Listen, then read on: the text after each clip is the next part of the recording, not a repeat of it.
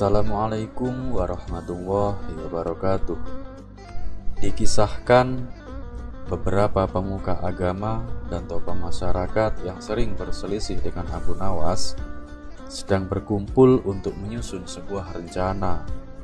Mereka ingin mempermalukan Abu Nawas di hadapan banyak orang.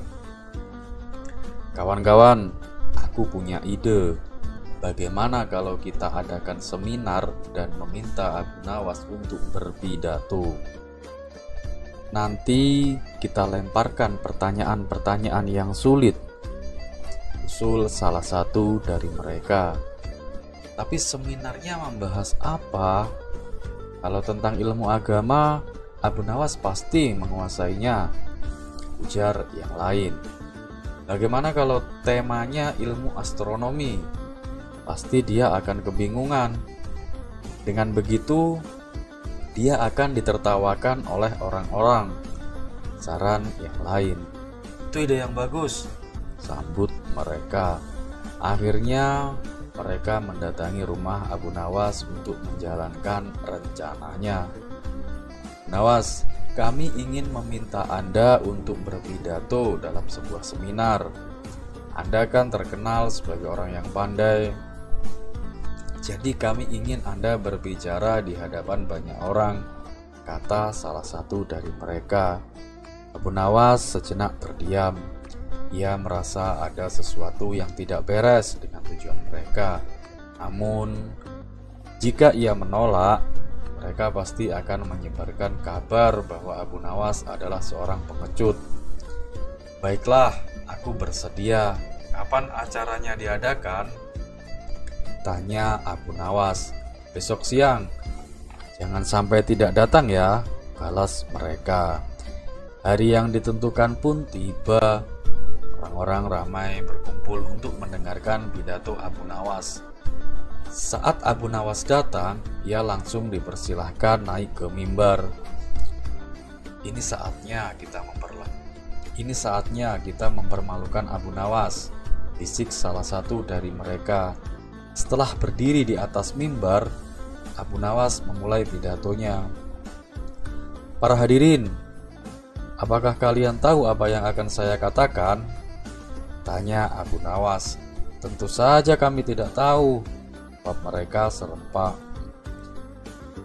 Kalau kalian tidak mengetahuinya, maka tidak ada gunanya perkataanku, ujar Abu Nawas sambil turun dari mimbar. Para pemuka agama dan tokoh masyarakat menjadi marah. Mereka mendatangi Abu Nawas untuk mempertanyakan sikapnya. Kenapa kau bersikap seperti itu? Tanya mereka.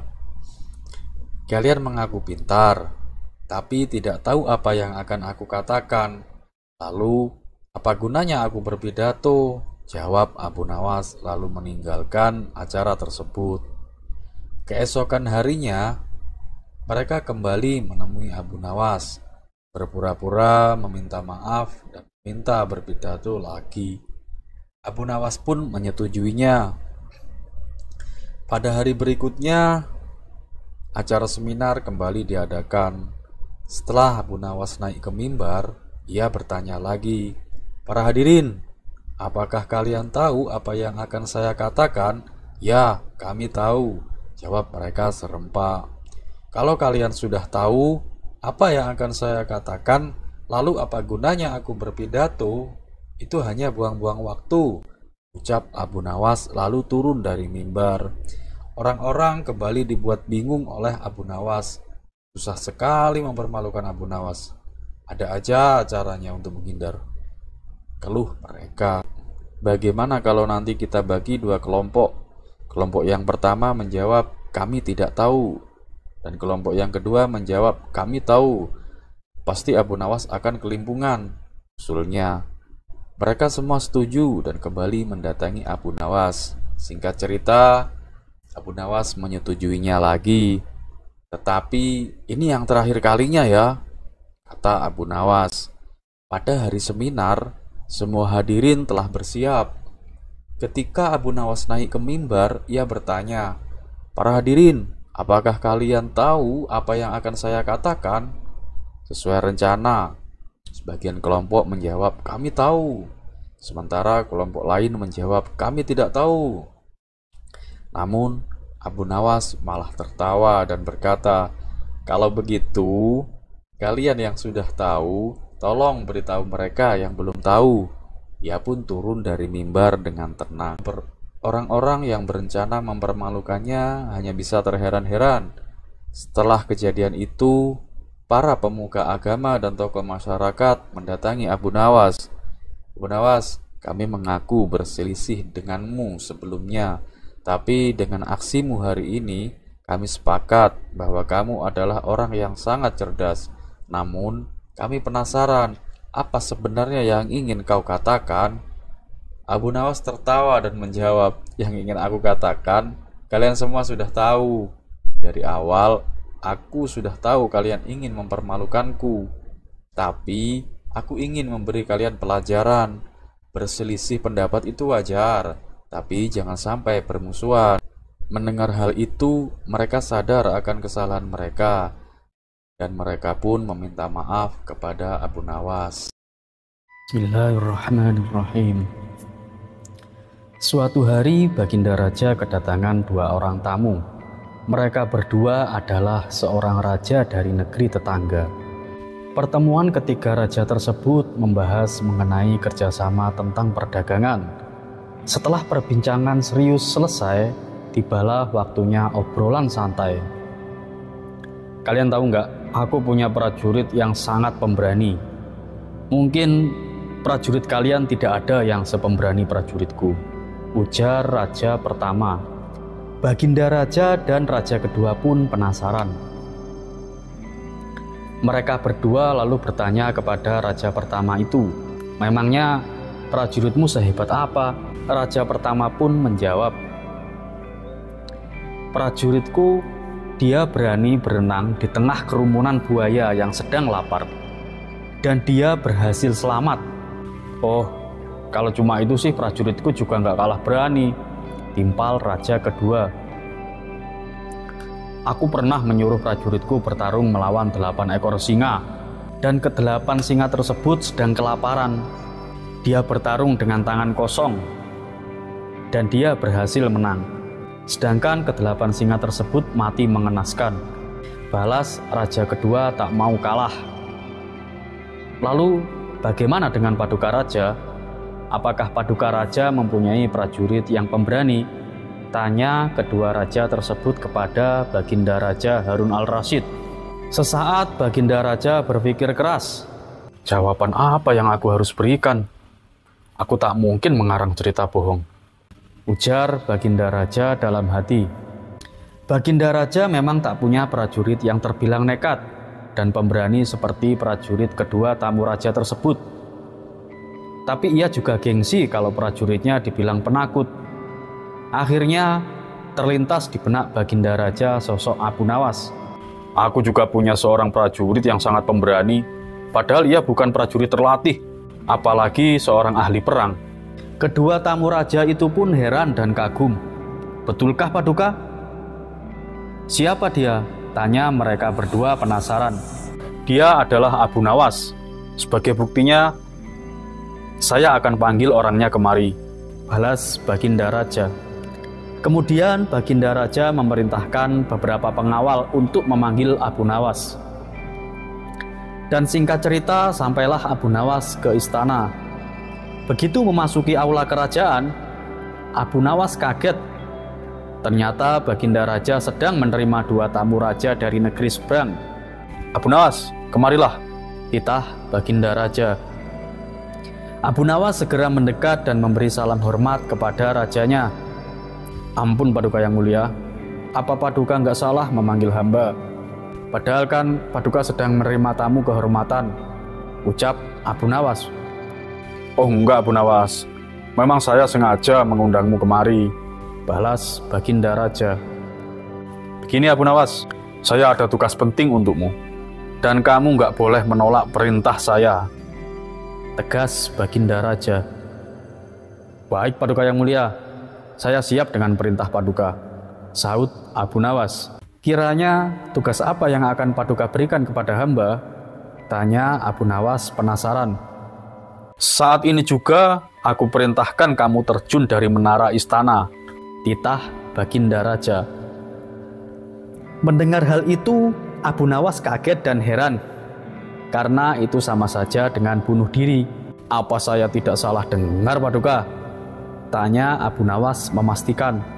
Tidak, Abu Nawas, kamu tidak salah dengar, jawab Baginda Raja. Saya disuruh terjun dari menara, sedangkan menara istana itu tingginya 50 meter. Dasar aja nggak punya otak, ujar Abu Nawas dengan nada yang sewot. Melihat tingkah Abu Nawas ini, Baginda Raja seketika langsung tertawa terbahak-bahak. Sementara Abu Nawas semakin dibuatnya heran. Kenapa Paduka Raja justru malah tertawa? Padahal biasanya ia marah-marah dan akan menghukumku, ujar Abu Nawas dalam hati. Karena Abu Nawas tak mau ambil pusing, Abu Nawas pun lalu pergi meninggalkan ruangan istana. Tuh, kalian lihat sendiri kan? Ucap Baginda Raja kepada dua tamunya. Apa kalian punya rakyat yang berani mengatai rajanya? Hanya rakyatku saja yang berani, dan itu pun cuma satu, yaitu Abu Nawas, ujar Baginda Raja sambil terus tertawa. Melihat hal itu, kedua tamu raja tersebut hanya bisa melongo dan mengaku kalah. Dan begitulah Abu Nawas. Kisah selanjutnya. Di dalam hidup kita, perjalanan gak akan selalu lurus dan mulus. Terkadang banyak sesuatu di luar rencana yang terjadi. Entah sesuatu itu yang menyenangkan kita, atau sesuatu itu yang membuat kita benci. Kita semua tahu bahwa kita tidak bisa mengontrol sesuatu yang akan terjadi. Tapi yang perlu diingat adalah bahwa kita mengontrol respon kita terhadap sesuatu itu. Jadikan sesuatu yang tidak kita sukai menjadi senjata untuk kita tentang membalikkan keadaan. Kita semua sudah tahu jagonya siapa lagi kalau bukan Abu Nawas. Sepertinya Abu Nawas selalu menang dalam setiap tantangan atau masalah-masalah yang ia hadapi, bukan semata-mata karena masalah itu ringan, tapi karena Abu Nawas cerdik dalam merespon masalah yang datang kepadanya. Seperti pada kisah kali ini, alih-alih marah karena dikatain dengan kata-kata kotor, Abu Nawas malah menjadikan kata kotor itu sebagai senjata untuk melawan balik. Dan berikut kisah lengkapnya. Suatu hari Abu Jahil mendatangi warung tempat biasa kawan-kawan Abu Nawas nongkrong. Ia mengeluhkan masalah yang dialaminya, yang sampai saat ini belum ada jalan keluarnya. Kenapa tidak minta tolong Abu Nawas saja? Dia kan cerdik dan pintar. Pasti ada solusi untuk permasalahanmu, kata salah satu kawan Abu Nawas. Justru itu tujuanku ke sini, memang untuk menemuinya. Tapi kok dia belum datang juga ya? Balas Abu Jahil. Tunggu saja sebentar, nanti dia juga pasti ke sini, timpal kawan lainnya. Dan benar saja tak lama kemudian datanglah Abu Nawas. Nah, itu dia, orangnya sudah datang, seru mereka kepada Abu Jahil. Wah, ada apa ini? Sepertinya ada yang menunggu kedatanganku ya? Tanya Abu Nawas. Iya nih Abu Nawas, tuh Abu Jahil katanya lagi ada masalah. Barangkali kau bisa membantunya, jawab mereka. Apa benar Abu Jahil? Tanya Abu Nawas kepada Abu Jahil. Iya Abu Nawas, aku datang ke sini memang untuk minta bantuanmu, jawab Abu Jahil. Oh, memang apa masalahmu? Tanya Abu Nawas kembali. Kemudian Abu Jahil menceritakan permasalahannya yang sedang dialaminya. Baiklah Abu Jahil, besok aku akan ke rumahmu. Kalau hari ini, aduh maaf, aku nggak bisa, ucap Abu Nawas. Mendengar hal itu, seketika Abu Jahil terlihat gembira karena ia yakin dengan bantuan Abu Nawas pasti masalahnya akan selesai. Terima kasih Abu Nawas, besok aku tunggu di rumah ya, balas Abu Jahil. Dan singkat cerita, pada keesokan harinya dengan penuh harapan Abu Jahil menantikan kedatangan Abu Nawas. Akan tetapi sampai waktu menjelang siang, Abu Nawas tak kunjung datang. Abu Jahil masih mencoba untuk bersabar, tapi ketika waktu sudah menunjukkan sore dan Abu Nawas masih belum juga datang, hal ini membuat Abu Jahil merasa geram. Gimana sih Abu Nawas? Katanya mau ke sini. Udah sore begini tapi belum datang juga. Akhirnya ia pun memutuskan untuk langsung mendatangi rumah Abu Nawas. Tetapi sesampainya di sana, rumahnya terkunci. Rupanya Abu Nawas sedang pergi keluar. Hati Abu Jahil pun semakin dongkol karena ia merasa telah dibohongi oleh Abu Nawas. Dengan penuh kedongkolan, ia menulis pada secarik kertas dan menempelkannya di pintu rumah Abu Nawas. Tulisannya berbunyi "Orang bodoh". Ia pun lalu meninggalkan rumah Abu Nawas dan pergi mendatangi warung tempat biasa kawan-kawan Abu Nawas nongkrong. Kawan-kawan Abu Nawas ini yang sedang berkumpul bertanya kepada Abu Jahil, "Gimana Abu Jahil?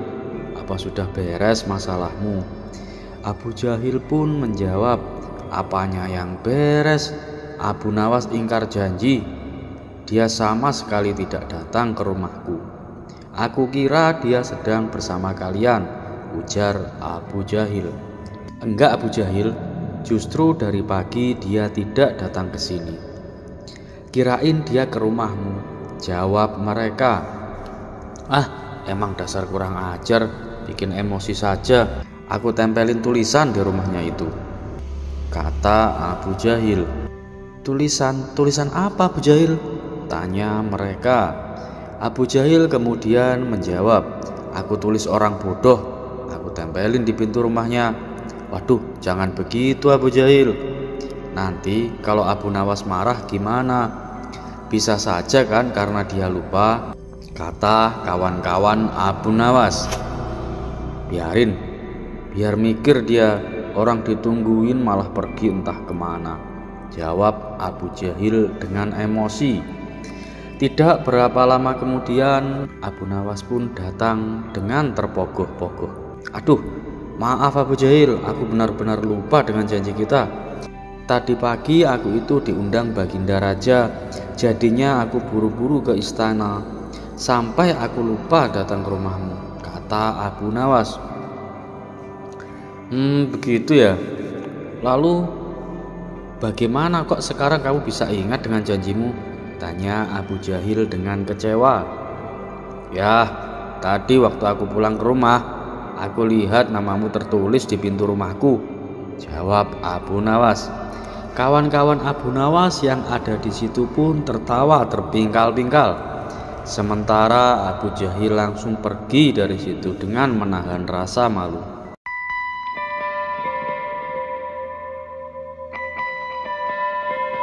Karena dianggap makar dan hampir membunuh raja, maka Abu Nawas mendapat celaka.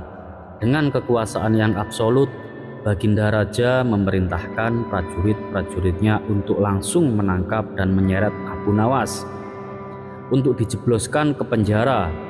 Waktu itu Abu Nawas sedang bekerja di ladang karena musim tanam kentang akan tiba. Ketika para prajurit kerajaan tiba, ia sedang mencangkul, dan tanpa alasan yang jelas mereka langsung menyeret Abu Nawas sesuai dengan titah Baginda Raja. Abu Nawas pun tidak berkutik. Kini ia mendekam di penjara. Beberapa hari lagi kentang-kentang itu harus ditanam. Sedangkan istrinya tidak cukup kuat untuk melakukan pencangkulan. Abu Nawas pun tahu bahwa tetangganya tidak akan bersedia membantu istrinya, sebab mereka juga sibuk dengan pekerjaan mereka masing-masing. Tidak ada yang bisa dilakukan di dalam penjara kecuali mencari jalan keluar seperti biasa. Abu Nawas tidak bisa tidur dan tidak enak makan. Ia hanya makan sedikit. Sudah 2 hari ia meringkuk di dalam penjara dengan wajah yang murung. Pada hari ketiga, Abu Nawas memanggil seorang pengawal dan ia pun berkata, "Bisakah aku minta tolong kepadamu, wahai pengawal?" "Oh bisa. Mau minta tolong apa?" kata pengawal itu tanpa bergairah. "Aku ingin meminjam pensil dan selembar kertas. Aku ingin menulis surat untuk istriku. Aku harus menyampaikan sebuah rahasia penting yang hanya boleh diketahui oleh istriku saja." Pengawal itu berpikir sejenak, lalu pergi meninggalkan Abu Nawas. Ternyata pengawal itu menghadap Baginda Raja untuk melapor. Mendengar laporan dari pengawal, Baginda segera menyediakan apa yang diminta Abu Nawas. Dalam hati, Baginda Raja bergumam, "Mungkin kali ini aku bisa mengalahkan Abu Nawas." Kemudian Abu Nawas menulis surat yang berbunyi, "Wahai istriku, janganlah engkau sekali-kali menggali ladang kita, karena aku menyembunyikan harta karun dan senjata di situ. Dan tolong jangan bercerita kepada siapapun." Tentu saja surat itu dibaca oleh Baginda Raja karena beliau ingin tahu apa sebenarnya rahasia Abu Nawas. Setelah membaca surat itu, Baginda Raja merasa puas dan langsung memerintahkan beberapa pekerja istana untuk menggali ladang Abu Nawas. Dengan peralatan yang dibutuhkan, mereka berangkat dan langsung mencangkul ladang Abu Nawas. Istri Abu Nawas merasa heran. "Mungkinkah suamiku minta tolong kepada mereka?" Pertanyaan itu tidak terjawab karena mereka kembali ke istana tanpa pamit. Mereka hanya menyerahkan surat Abu Nawas kepadanya. 5 hari kemudian, Abu Nawas menerima surat dari istrinya. Surat itu berbunyi, "Mungkin suratmu dibaca sebelum diserahkan kepadaku, karena beberapa pekerja istana datang ke sini 2 hari yang lalu. Mereka mencangkul seluruh ladang kita. Lalu apa yang harus kukerjakan sekarang?" Rupanya istri Abu Nawas belum mengerti muslihat suaminya. Tetapi dengan bijaksana Abu Nawas membalas, "Sekarang engkau bisa menanam kentang di ladang kita, tanpa harus mencangkul." Kali ini Baginda tidak bersedia membaca surat Abu Nawas lagi. Baginda Raja semakin mengakui keluarbiasaan Abu Nawas. Bahkan di dalam penjara pun Abu Nawas masih bisa melakukan pencangkulan. Abu Nawas mengeram di penjara, namun begitu Abu Nawas masih bisa menyelesaikan pekerjaannya dengan memakai tangan orang lain. Baginda berpikir sejenak, kemudian beliau segera memerintahkan sipir penjara untuk membebaskan Abu Nawas. Baginda Raja tak ingin menanggung resiko yang lebih buruk, karena akal Abu Nawas tidak bisa ditebak. Bahkan di dalam penjara pun Abu Nawas masih sanggup menyusahkan orang. Keputusan yang dibuat Baginda Raja untuk melepaskan Abu Nawas memang sangat tepat. Karena bila sampai Abu Nawas bertambah sakit hati, maka tidak mustahil kesusahan yang akan ditimbulkan akan semakin gawat. Kini Abu Nawas sudah bisa menghirup udara kebebasan di luar penjara. Istri Abu Nawas menyambut gembira kedatangan suaminya yang selama ini sangat ia rindukan. Abu Nawas pun juga riang, apalagi melihat tanaman kentangnya akan membuahkan hasil yang bisa dipetik dalam waktu yang dekat.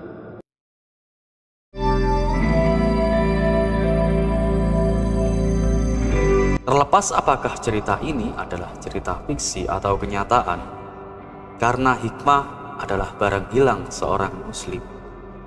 Di mana ia menemukannya, maka ia berhak mengambilnya. Dan satu yang harus selalu kita tahu, bahwa Allah Subhanahu wa Ta'ala tidak pernah menjanjikan bahwa langit itu selalu biru, bunga selalu mekar, dan mentari selalu bersinar.